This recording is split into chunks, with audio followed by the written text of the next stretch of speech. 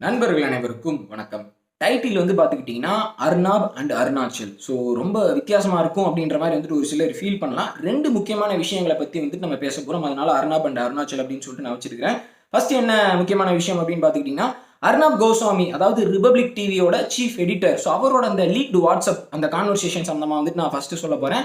2வது முக்கியமான விஷயம் என்ன அப்படின்னு பார்த்துக்கிட்டிங்கன்னா, இப்ப என்டிடிவி ஒரு ரிப்போர்ட் ஒரு ஆர்டிகிள் ஒண்ணு போட்டிருக்காங்க. அருணாச்சல் பிரதேஷ்ல சைனா 4.5 கிலோமீட்டர்ஸ் உள்ள வில்லேஜ் செட்டப் பண்ணிட்டாங்க அப்படின்னு சொல்லிட்டு. ஸோ இந்த 2 நியூஸ் பத்தியும் எனக்கு தெரிஞ்ச இன்ஃபர்மேஷன்ஸ் நான் ஷேர் பண்ணிக்க போறேன். ஒரு கிளாரிட்டி நான் கொடுக்கறதுக்கு நான் முயற்சி பண்ண போறேன். ஃபர்ஸ்ட் ஆஃப் ஆல் இந்த அர்னாப் கோஸ்வாமியோட அந்த லீக்டு சாட் கான்வர்சேஷனை பத்தி நான் ஏன் பேசுறேன் அப்படின்னா, நண்பர் ஒருத்தர் ரிப்பீட்டடா கேட்டு வந்துட்டு இருந்தார். நீங்க ஏன் இந்த விஷயத்தை பேசுறதுக்கு தயங்குறீங்க அப்படின்னு சொல்லிட்டு.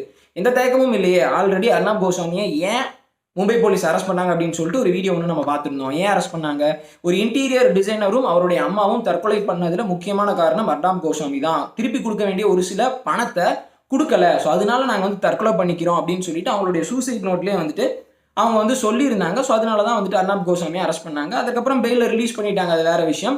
ஆனா மும்பை போலீஸ் அர்னாப் கோஸ்வாமி மேல இந்த ஒரு கேஸ் மட்டுமே ஃபைல் பண்ணல. இன்னும் 2 கேஸ் இருக்கு அப்படின்னு சொல்லிட்டு நான் நினைக்கிறேன். ஒன்னு, மும்பை போலீஸ் அரெஸ்ட் பண்ண வந்தப்போ அர்னாப் கோஸ்வாமி ரெசிஸ்ட் பண்ணியிருக்கிறாரு, தடுத்து இருக்கிறாரு. ஸோ மும்பை போலீஸை தடுத்து அவங்கள அபியூஸ் பண்ணதுக்காண்டி ஒரு கேஸ் ஃபைல் பண்ணி இருக்கிறதா பார்த்தேன் நான்.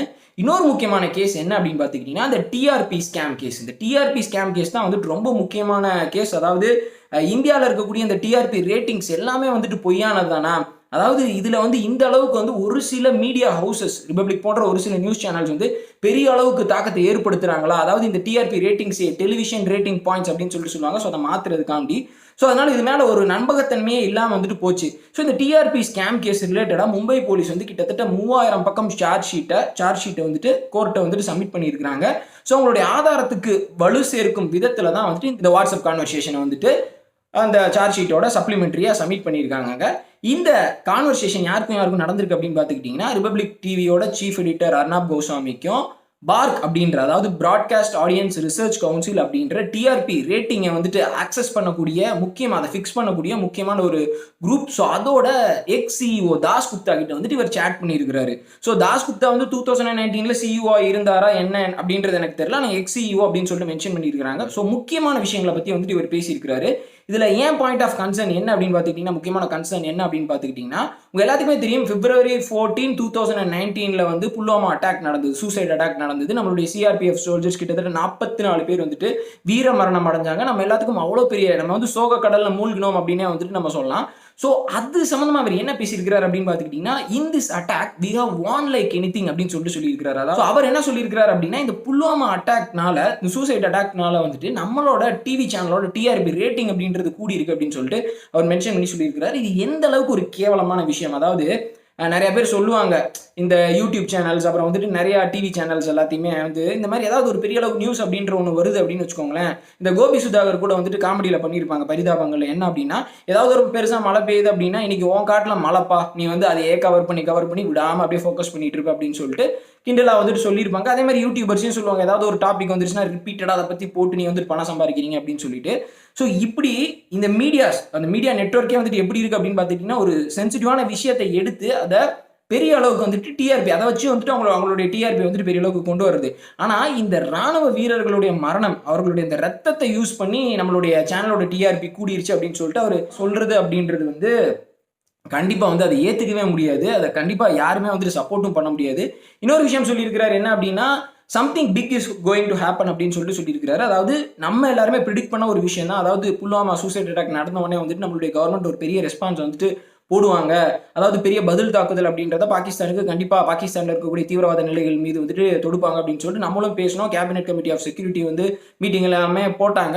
ஸோ அதனால அவரும் அந்த மாதிரி அதை ஒரு ப்ரிடிக்ட் பண்ணியிருக்கிறார் அப்படின்னு சொல்லிட்டு அந்த விஷயத்தை ஒதுக்கிடலாம். ஆனால் நம்மளுடைய சோல்ஜர்ஸோட அந்த மரணத்தை வச்சு டிஆர்பியில் நம்ம ரேட்டிங் கூடிருச்சு அப்படின்றது கண்டிப்பாக ஏற்றுக்க முடியாது. அது மட்டும் இல்லாமல் இன்னும் நிறைய முக்கியமான விஷயங்கள் பற்றி பேசியிருக்காரு. இந்த மீடியா சேனலில் இருக்கக்கூடிய ஆங்கர் இல்லை எடிட்டர் இப்படிப்பட்டவங்க அப்படி அப்படின்னு சொல்லிட்டு முக்கியமாக பிரைம் மினிஸ்டர் ஆஃபீஸில் இந்த மாதிரி விஷயங்கள் அப்படின்னு சொல்லிட்டு ரொம்ப சென்சிட்டிவான விஷயங்களை பற்றி அவர் பேசியிருக்கிறாரு.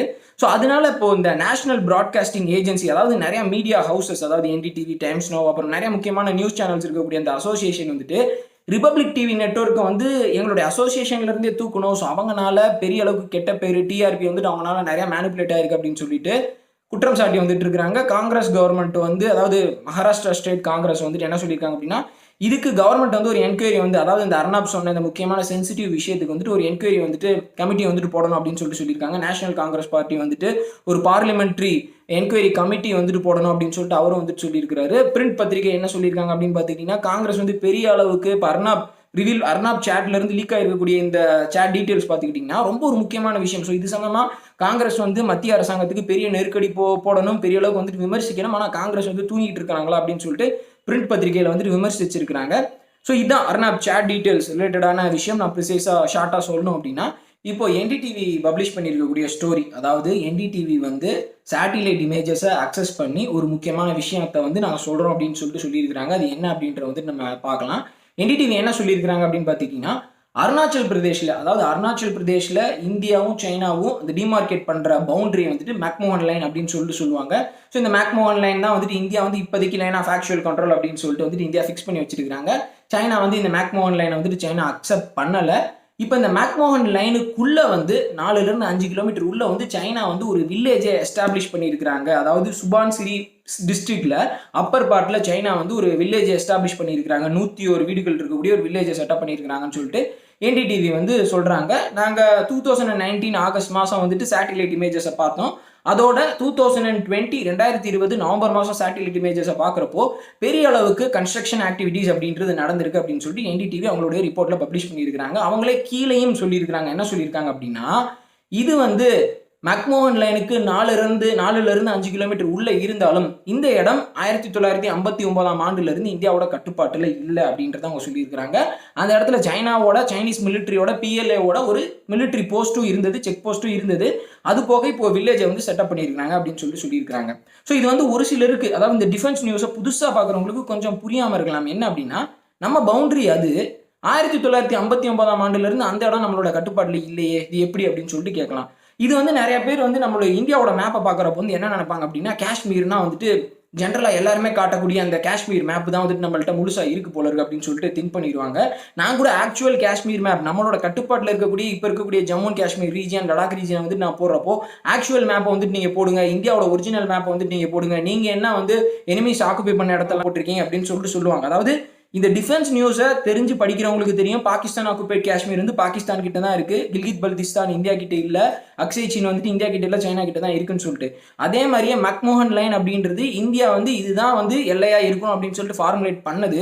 ஆனா அதுலயுமே ஒரு சில பகுதிகள் இன்னும் சைனாவினுடைய கட்டுப்பாட்டுக்கு கீழே தான் இருக்கு, ஒரு சில பார்டர் ரீஜியன்ஸ் அப்படின்றது இதன் மூலியமா தெரிய வருது. அதாவது என்டிடிவி ப்ரொஜெக்ட் பண்ற அளவுக்கு இது ஒரு பெரிய செய்தி கிடையாது. ஏன்னா அந்த இடம் 1959 இருந்து சைனா கிட்ட தான் இருக்கு.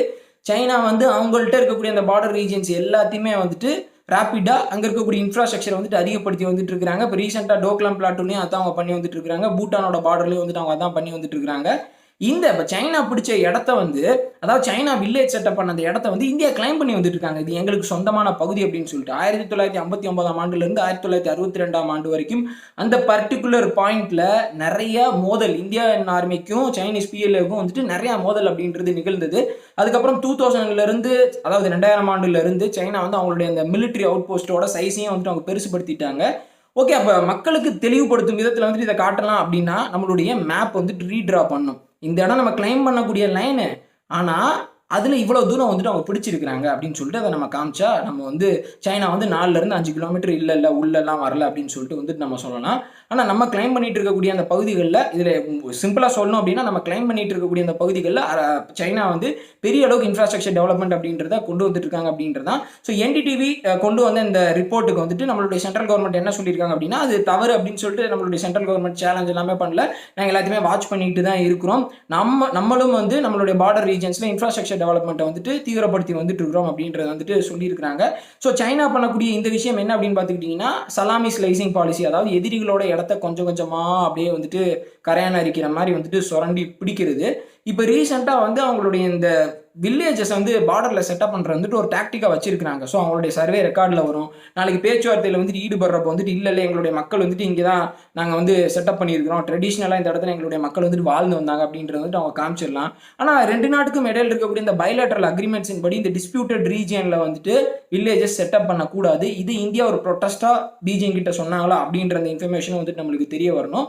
ஆனால் இந்த விஷயம் அப்படின்றது நம்ம ரெகுலராக டிஃபென்ஸ் நியூஸ் பார்த்துட்டு இருக்கவங்களுக்கு சைனா பார்டரில் பெரிய அளவுக்கு இன்ஃப்ராஸ்ட்ரக்சர் டெவலப்மெண்ட் வந்துட்டு பண்ணி வந்துட்டு இருக்காங்க. அது மாதிரி தான் இதுவும் ஒரு செய்தி. அதை வந்து இந்தியா பதிலுக்கு பார்டர் ரீஜனில் இன்ஃப்ராஸ்ட்ரக்சர் டெவலப்மெண்ட்டின் மூலியமாக வந்துட்டு கவுண்டர் பண்ணி வந்துட்டு இருக்காங்க. ஸோ இது வந்துட்டு ஒரு காம்ப்ளிகேட்டட் விஷயம். செக்கர் போர்ட் மாதிரி இருக்கும். அது வந்து நம்ம ஒரு இடத்த வந்து நம்மளோட இடம்னு சொல்லிட்டு கிளைம் பண்ணுவோம். நம்ம பிடிச்சிருக்க இடத்த வந்துட்டு அவனோட இடம் அப்படின்னு சொல்லிட்டு நாங்கள் கிளைம் பண்ணுவோம். இந்த பார்டர் ரீஜனில் இருக்கக்கூடிய பிரச்சனை சம்மந்தமாக வந்து நான் தனியாக வேற ஒரு வீடியோ வந்துட்டு நான் பேசுகிறேன். இப்படியே இன்னும் நிறையா பேசிட்டு இருந்தால் கன்ஃபியூஸ் பண்ணிடுவேன் அப்படின்னு சொல்லிட்டு நான் நினைக்கிறேன். ஸோ இந்த 2 விஷயங்கள் தான் இந்த வீடியோவில் நான் சொல்லணும்னு நினச்ச முக்கியமான விஷயம். இது நான் தெரிஞ்சுக்கிட்டது சிம்பிளாக உங்கள்ட்ட கிளாரிஃபை பண்ணணும்னு நான் நினச்சேன். உங்களுக்கு இதை விட இன்னும் அதிகமான விஷயங்கள் தெரிஞ்சிருந்தா நல்ல விஷயம் தான். ஸோ நீங்கள் தெரிஞ்ச விஷயத்த மக்கள்கிட்ட வந்துட்டு சொல்லுங்கள் என்ன நடந்து வந்துட்டு இருக்கு அப்படின்றது. இந்த வீடியோ உங்களுக்கு பிடிச்சிருந்ததுன்னா மறக்காம உங்களுடைய ஃப்ரெண்ட்ஸுக்கு வந்துட்டு ஷேர் பண்ணுங்கள். ஸோ அவங்களும் இந்த முக்கியமான விஷயத்தில் என்ன நடந்து வந்துட்டு இருக்கு அப்படின்றது வந்துட்டு தெரிஞ்சுக்கிட்டும். வீடியோ பார்த்தமைக்கு ரொம்ப நன்றி. சோஷியல் மீடியா லிங்க்ஸ் டிஸ்கிரிப்ஷன்லையும் கமெண்ட் செக்ஷன்லையும் கொடுத்துருக்கேன். ஃபாலோ பண்ணுங்கள். ஜெய்ஹிந்த்.